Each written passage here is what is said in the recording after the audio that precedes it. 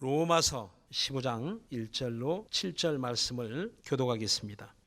우리 강한 자가 마땅히 연약한 자의 약점을 담당하고 자기를 기쁘게 하지 아니할 것이라. 우리 각 사람이 이웃을 기쁘게 하되 선을 이루고 덕을 세우도록 할지니라. 그리스도께서 자기를 기쁘게 하지 아니하셨나니 기록된 바 주를 비방하는 자들의 비방이 내게 미쳤나이다 함과 같으니라. 무엇이든지 전에 기록한 바는 우리의 교훈을 위하여 기록된 것이니 우리로 하여금 인내로 또는 성경이 아니로 소망을 가지게 함이니라.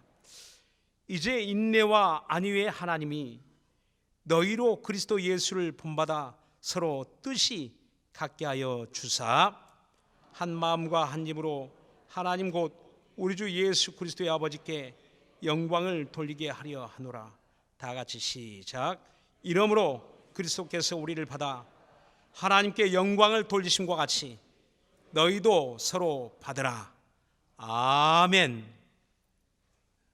우리가 살아가면서 항상 건강하고 행복하면 좋겠지만 때로는 몸살을 앓을 때도 있고 때로는 큰 병을 앓을 때도 있습니다. 이렇게 질병의 그런 연약함 가운데 또 살아가기 때문에 우리 자신이 그만큼 연약한 인생임을 알고 살아계신 하나님을 더욱 의지하게 되지 않나 하는 생각을 하게 됩니다. 그런데 이런 질병 중에 가장 큰 원인 중에 하나가 과로라고 합니다. 육체적인 과로도 있겠지만 더욱 심각한 것은 정신적 과로, 곧 우리 모두가 알고 있는 것처럼 스트레스, 과도한 스트레스가 여러 가지 질병을 일으키기도 합니다. 우리의 면역력을 떨어뜨리고 또 우리 몸에 그런 방어할 수 있는 그런 면역력이 떨어질 때 이제 이런 질병에 노출될 수밖에 없는 것이죠. 이렇게 현대 사회는 우리로 하여금 정신적인 이런 과로에 시달리게 합니다. 문명의 편리함이 육체의 편안함을 갖다 주는 것 같지만 또 정신적으로는 더욱 그런 가중된 스트레스를 받는 환경 속에 노출되어 살아가고 있지 않나 그런 생각을 해보게 됩니다. 우리가 보는 것이, 듣는 것이 항상 우리 마음에 평안을 주고 위로를 주고 또 우리에게 편안함을 갖다 주면 좋겠지만 그것보다는 그저 뉴스에 들려오는 많은 소식들이 우리 마음을 더욱 힘들게 하고 가정에서 보고 듣고 이웃과 만남을 통해서 보고 듣는 모든 것들이 그저 우리 마음을 찡하게 하고 감동하게 하고 우리의 마음속에 뭔가 위로를 주는 것이 아니라 늘 긴장하게 하고 두려움을 가지게 하고 우리 마음에 때로는 상처를 주게 하고 마음에 찢어지는 고통을 가져가기도 합니다. 이렇게 현대 사회가 복잡하고 힘들수록 우리 교회는 어떻게 해야 될까요? 교회에 오면 위로를 받고 교회에 오면 은혜를 받고 교회에 오면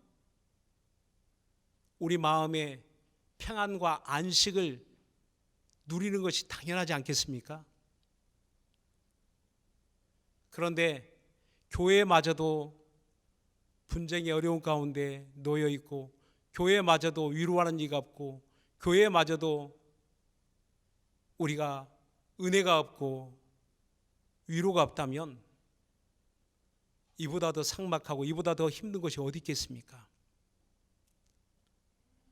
그래서 초대교회 교인들이 만날 때마다 이렇게 서로를 위로하면서 축복했던 인사가 두 가지 있는데 그것은 마라나타 그리고 샬롬이라고 이렇게 인사들을 했다고 합니다.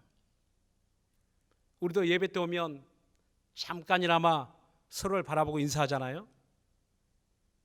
사랑합니다, 환영합니다, 라고 이제 구체적으로 또 우리 마음속에 있는 것을 표현하기도 하지만 너무 짧은 시간이기 때문에 어쩌면 또 어떤 분들은 뭐 그렇게 형식적으로 인사할 필요가 있느냐, 그냥 하지 말자 라는 생각도 해볼 수 있겠지만, 그런데 그나마 그렇게라도 인사 안 하면 언제 하겠습니까?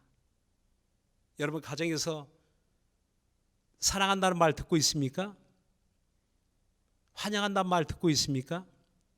아내도 사랑하고 아내도 그런 말 안 해도 늘 뭐 같이 있고 싶고 그러면 너무나 당연하겠지만, 그래도 표현하는 것이, 우리 마음에 있는 것을 우리 입으로 표현하는 것이 참 중요하다는 생각을 하게 됩니다. 마라나타, 주여 속히 오시옵소서라는 그러한 의미를 가지고 있는데, 이것은 단순한 그들의 입에 바른 소리가 아니고, 이는 초대 교인들이 가지고 있던 자기 신앙의 표현이었습니다. 예수님 속히 오시옵소서.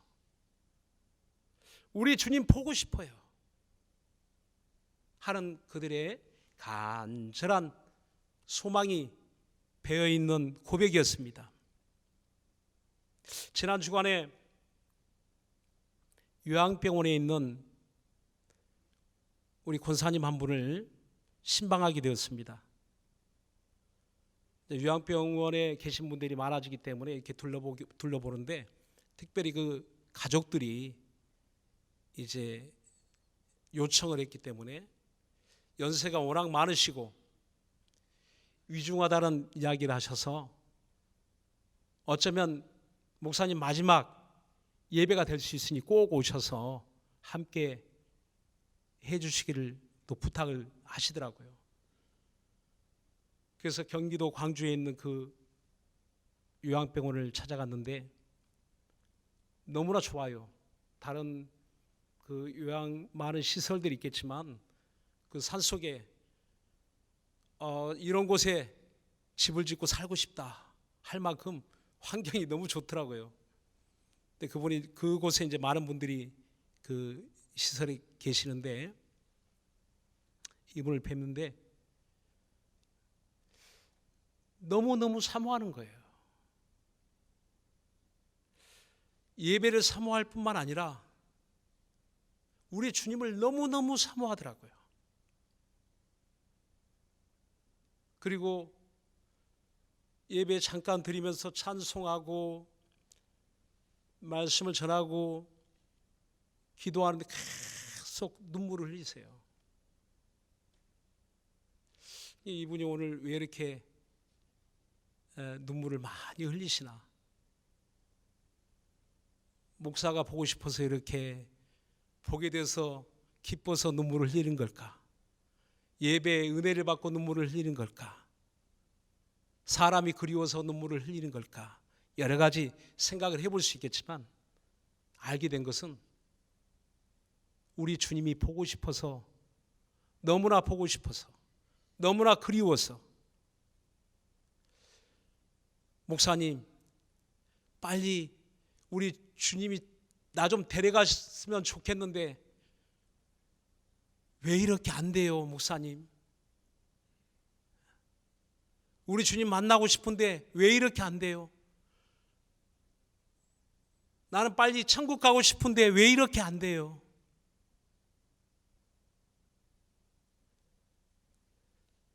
그 말을 듣고 마음이 찡하더라고요.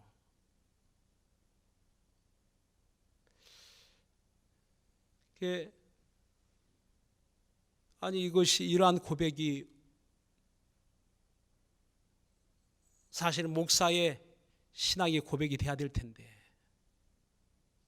나는 오늘도 주님 보고 싶은지, 나는 오늘도 주님을 기다리고 있는지, 그런 생각을 잠깐이나마 해보게 됐습니다. 물론 그 육체가 이제 뭐 너무너무 연세가 많으시죠. 94세신데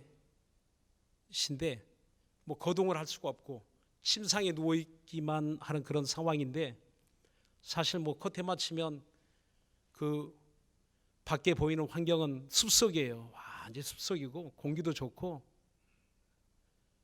건강한 사람에게는 너무 좋고 또 연약한 분들에게도 너무나 좋은 환경이죠. 근데 그러한 것이 중요한 게 아니라 그분에게 정말 중요한 것은 바로 예수 그리스도였습니다.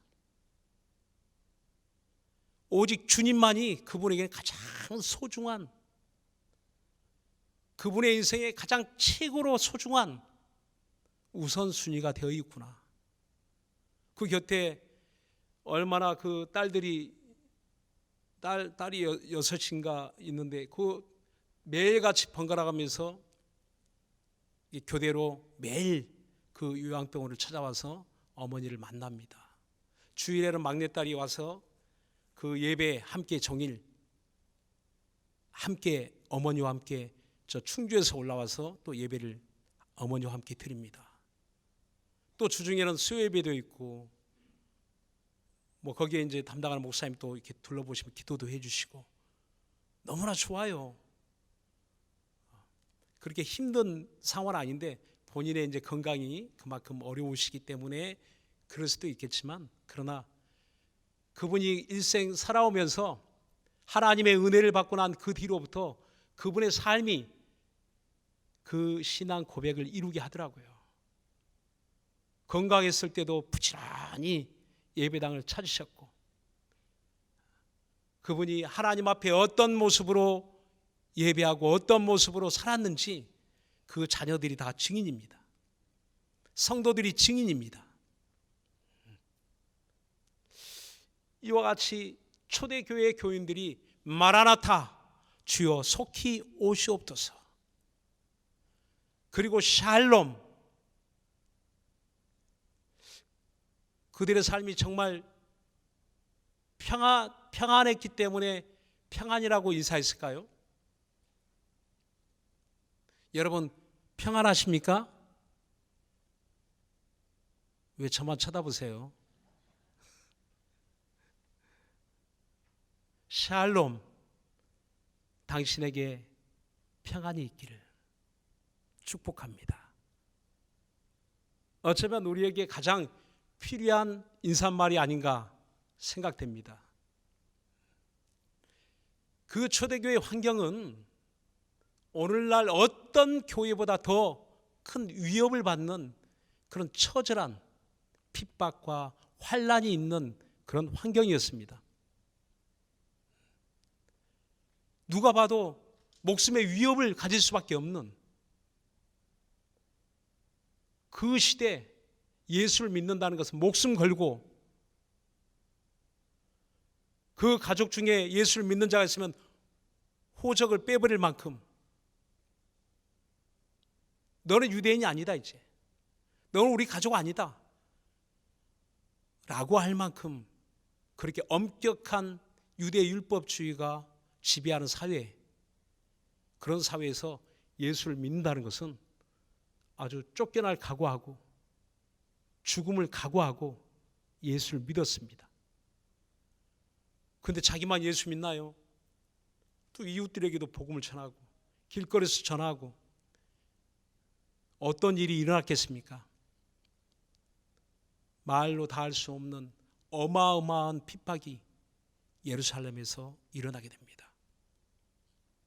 그러한 순교가 이루어지는 그런 환경 속에서 그들은 예수를 믿었고 그런 환경 속에서 만날 때마다 그들이 가장 먼저 축복했던 말 샬롬 평안하세요. 평안하세요. 평안이 있기를 그렇게 간절히 진실한 마음으로 축복한 것입니다. 우리 주님은 이 땅에 왜 오셨을까요? 내게 있는 평안을 너에게 주노라라고 말씀합니다. 하나님이 예수를 세상에 보내신 것은 우리에게 평안을 주시려고 그래서 히브리서에는 그를 일컬어 샬렘 왕, 평강의 왕이시다라고 이렇게 예수님을 말씀하고 있습니다. 세상이 줄 수 없는 평안, 우리에게 편안한 문명을 제공하려고 오신 게 아니고 내 영혼의 진정한 평안, 하나님이 저와 여러분에게 주시고자 하는 안식. 그래서 우리 주님이 수고하고 무거운 짐진 자들아 다 내게로 오라, 내가 너희를 쉬게 하리라 라고 이렇게 말씀하는 겁니다. 오늘 저와 여러분이 어디에 나와 있습니까? 누가 우리를 불렀습니까? 이 험악한 세상 가운데서 찢어지고 나누어지는 이런 세상 가운데서, 상처받는 세상 가운데서 주님이 우리를 늘상 불러내시지 않습니까? 왜요? 샬롬, 평안을 주시려고요. 우리 마음에 쉼을 주시려고요. 그래서 교회는 진정한 평안이 있습니다. 예수님이 함께 하시는 평안이 있습니다. 우리 모두도 편안해서 평안이 아니고 둘러보는 것은 스트레스, 보는 것마다 들려지는 것마다 때로는 엄청난 과도한 스트레스가 우리 몸을 짓누르고 정신을 짓누를 때도 있지만, 그러나 그런 가운데서도 평강의 주님, 그분이 우리와 함께 하신다는 것을 인정하고 시인할 때마다 우리 마음속에 평안이 넘치시기를 예수님으로 축원합니다. 우리 서로 한번 인사해 봅시다. 진실한 마음으로. 집사님, 장로님 평안하세요 라고 우리 한번 인사합시다.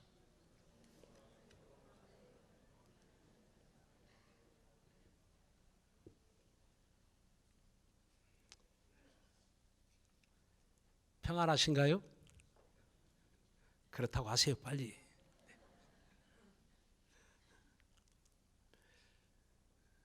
성경이 보면 그 교회 이런 성도들의 삶을 아주 자세하게 이렇게 그려지고 있습니다.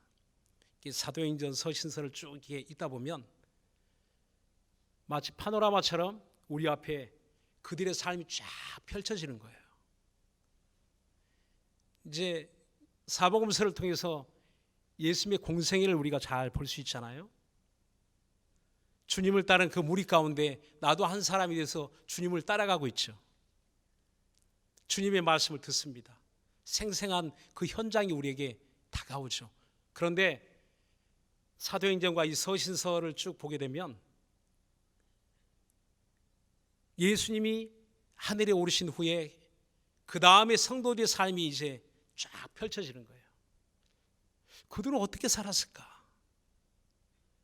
그렇게 힘들고 어려운 환경 속에서 문화적으로도 문명의 그런 혜택도 지금보다 비교할 수 없을 만큼 열악하죠.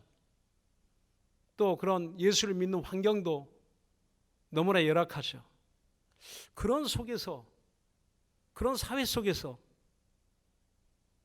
어떻게 그들은 살아갔을까? 궁금하시면 성경을 보면 되거든요. 오늘 이 성경 본문의 말씀도 바로 그런 그들의 그 생활 속의 이야기를 하고 있는 겁니다. 지금도 교회마다 어떤 문제 없고 아무런 문제 없고 그렇게 편안하고 기쁘고 즐겁고 늘상 행복한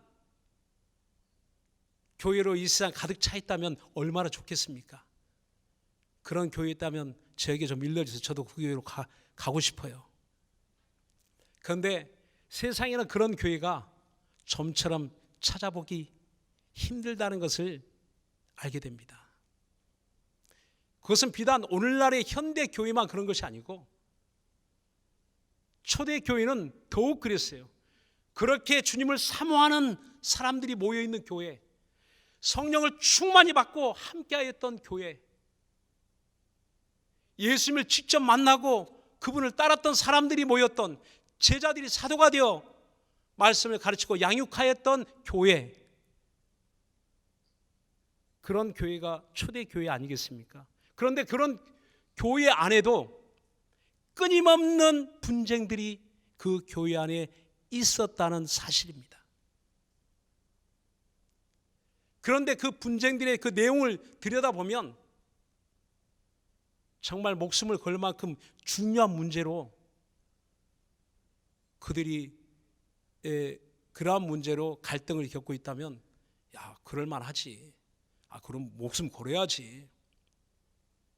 근데 의외로 그렇지 않은, 우리가 보면 어찌 보면 사소한 문제 때문에 교회 안에 사람들이 막 갈라지고 다투고 시비거리가 되고 갈등이 일어나고 엄청난 어려움을 가지게 됩니다. 그래서 신학적인 그 용어 중에 아디아포라라는 말이 있어요. 아디아포라. 그 헬라어에서 유래된 말인데, 아무래도 좋은, 어느 한쪽으로 치우치지 않은 이런 뜻을 가지고 있는 말이라고 합니다.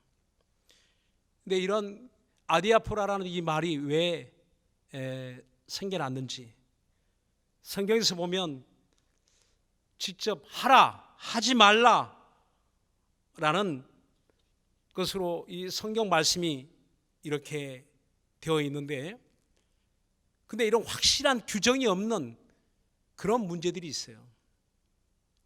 우리의 모든 생활을 하나님이 이렇게 하라, 저렇게 하라, 하지 말라, 하라, 이렇게 다 지시해 주고 일일이 간섭해 주시고 일일이 다 우리를 지도해 주신다면 얼마나 좋겠습니까? 우리가 하루를 살아가면서도 수많은 문제들이 우리 앞에 널브러져 있죠. 그런 문제 하나하나를, 야, 너 이렇게 해, 너 저렇게 해 라고 우리 하나님이 일일이 다 일러주신다면 얼마나 좋겠어요. 우리 고민할 필요도 없어요. 스트레스 받을 이유도 없습니다. 그런데 실상 우리는 하루하루를 살아가면서 수많은 일들을 수많은 그런 문제들을 가지게 되고, 그러한 일들에 대해서 우리가 다 선택을 해야 됩니다. 결정을 해야 됩니다. 때로는 막 결정 장애가 오죠. 야, 이거 어떻게 이 문제를 풀어 나가야지? 어떻게 선택해야지? 어떻게 결정해야지? 그런데 나라를 운영하면 어떻게 되겠습니까? 얼마나 많은 산적한 문제들이 있겠습니까? 어찌 보면 지금 이 나라 국민들이 막 양쪽으로 나눠져서 이렇게 갈등을 일으키는 건 어찌 보면 당연한 거 아니겠습니까?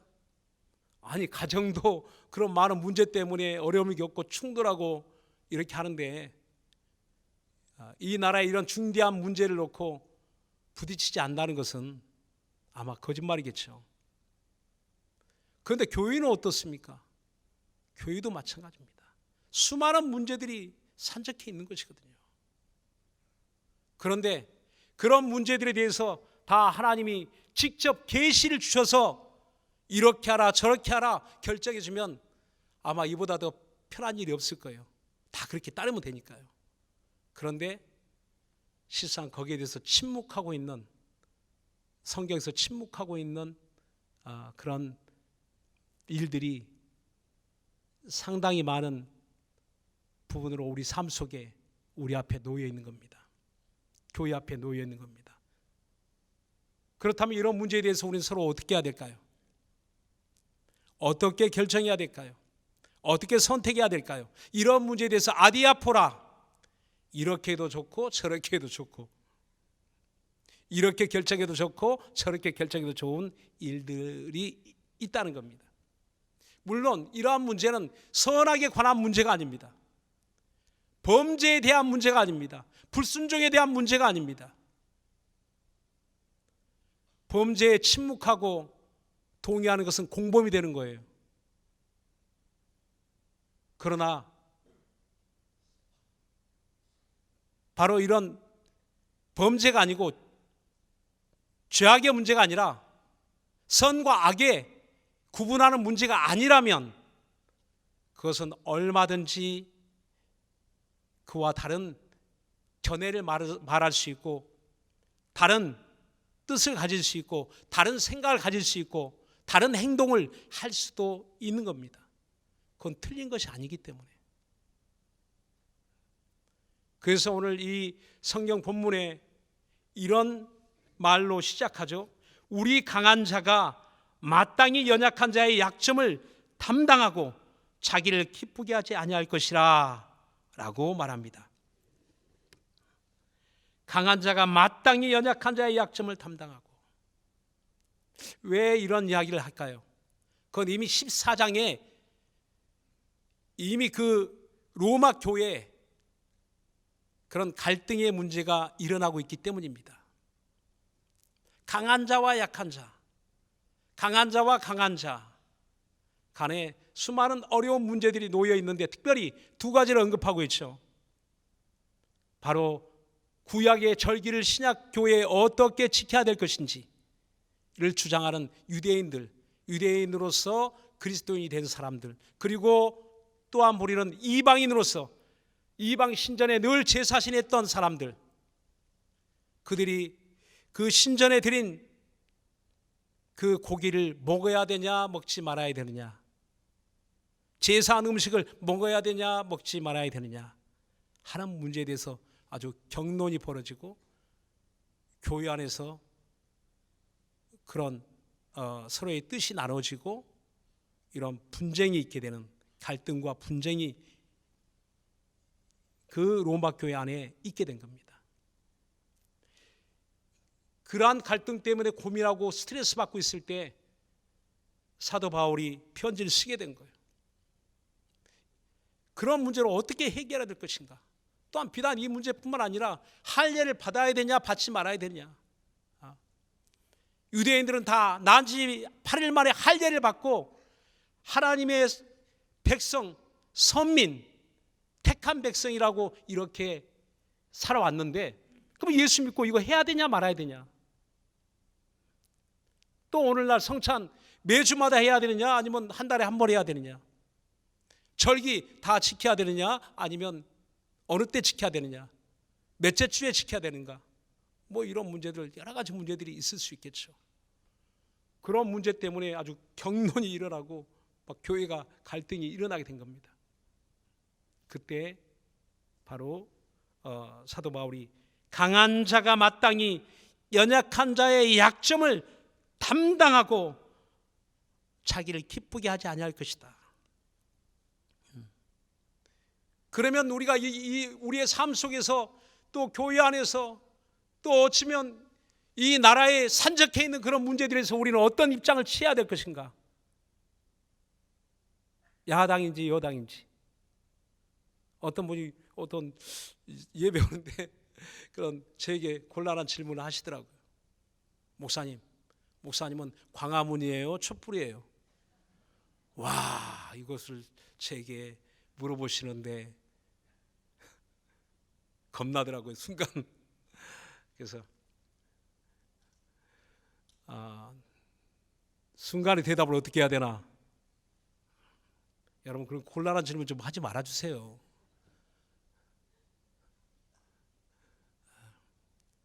그러니까 여러분 어느 입장을 취해야 됩니까? 어떤 입장을 여러분 취하기를 원하죠? 다 각각의 입장이 있는 거예요. 보수냐 개혁이냐, 보수냐 진보냐, 여당이냐 야당이냐.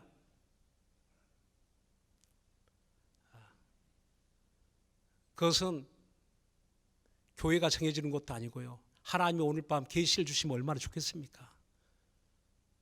근데 그것은 여러분들이 나라를 위한 사랑하는 마음이 있다면 거기에 따라서 합당하게 여러분이 결정한 것을 저는 존중합니다. 문제는 진정으로 자기 이익이 아니라 이 나라의 국민들의 미래를 위한 진정한 그런 마음이 있다면 여당이든 야당이든 진보든 개혁이든 서로 대화할 수 있지 않겠습니까? 때로는 타협할 수 있지 않겠습니까? 이처럼 나라 일도 그렇지만 교회 어떻게 해야 될 것인가? 뭐가 그러한 선택의 기준이 무엇이 선택의 기준이 되어야 될 것인가? 우리 삶의 선택의 기준은 무엇이 되어야 될 것인가? 어떤 그 영화 속에 짧은 한마디 대사가 우리 마음을 크게 감동하기도 합니다. 그런 말 있잖아요. 무엇이 그렇게 중요한디? 무엇이 그렇게 중요합니까? 우리에게 진정 중요한 것이 무엇입니까? 바로 사도 바울은 그것을 이 성경 본문의 말씀을 통해서 우리에게 일러주고 있는 겁니다. 로마서 14장 7절 8절에 이렇게 이야기합니다. 자, 우리 한번 읽어봅시다. 로마서 14장 7절 8절.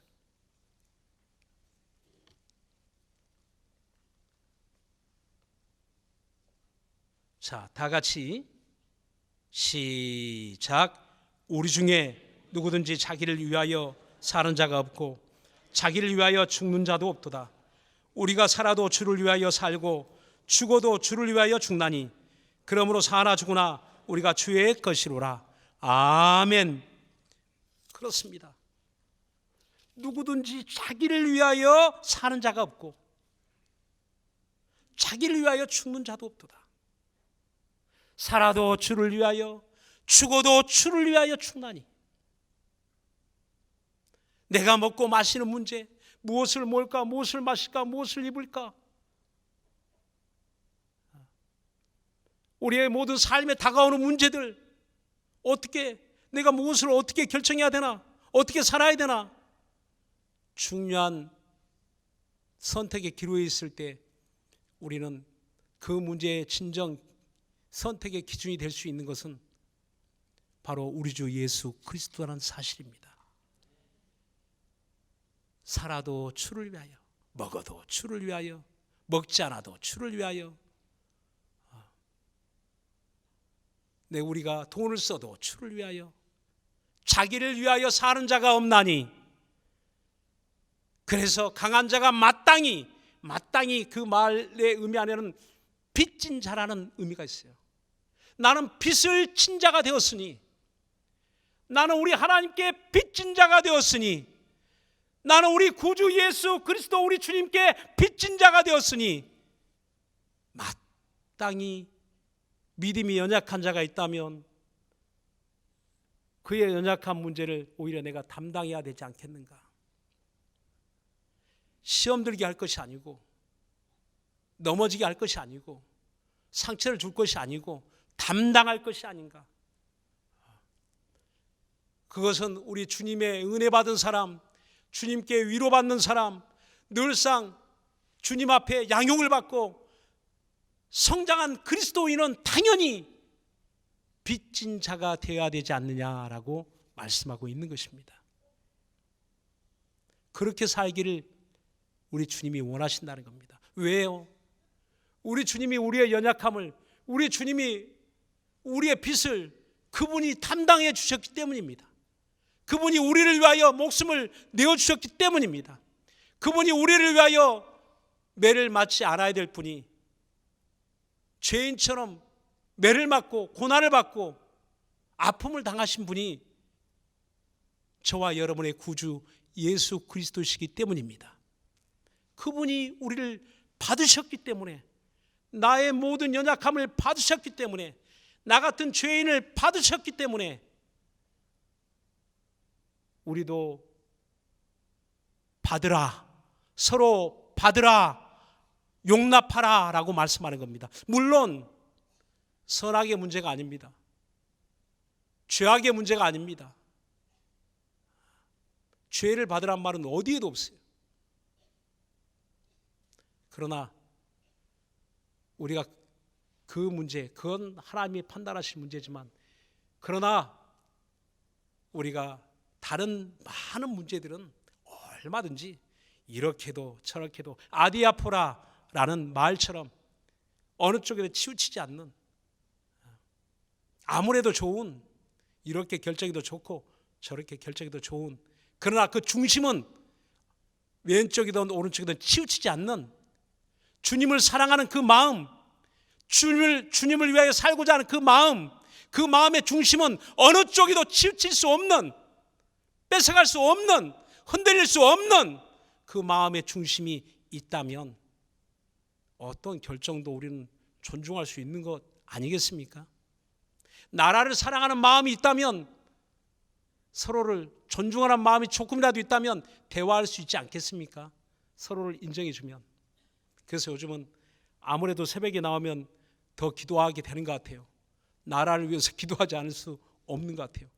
그래서 나라를 위해서 기도하게 되면, 주여, 이 찢어지고 나눠지고 분열된 이 국민들의 마음이 어떻게 하면 이게 합해질 수 있을까?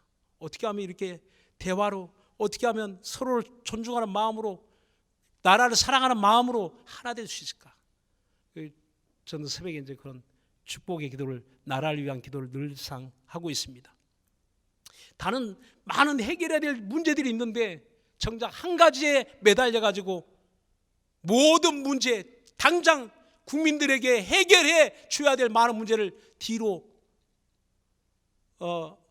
제껴두면 어떻게 되겠습니까? 교회 진정 우리에게 중요한 것은 주님을 위해 살아가는 겁니다. 우리 개혁교회에게 진정으로 중요한, 가장 중요한 것이 있다면 우리 주님을 위해 살아가는 겁니다. 이 문제로 모든 것을 덮을 수 있고 품을 수 있고 받을 수 있는 저와 여러분, 우리 개혁교회가, 우리 개혁 성도들이 되어줄 수 있기를 예수님으로 축원합니다. 기도하겠습니다. 이 시간 우리 기도하실 때, 주여, 우리의 마음들이 더욱 하나 되게 하소서.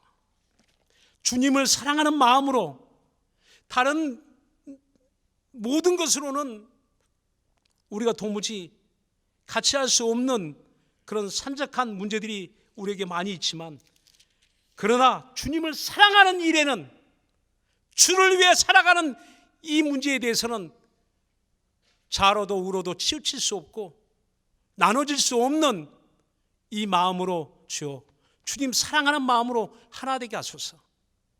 모든 문제를 다 해결해 갈 수 있도록 주님을 사랑하는 이 마음 하나로 교회가 단합되고 무너지지 않는 교회, 흔들리지 않는 교회 되게 하여 주옵소서.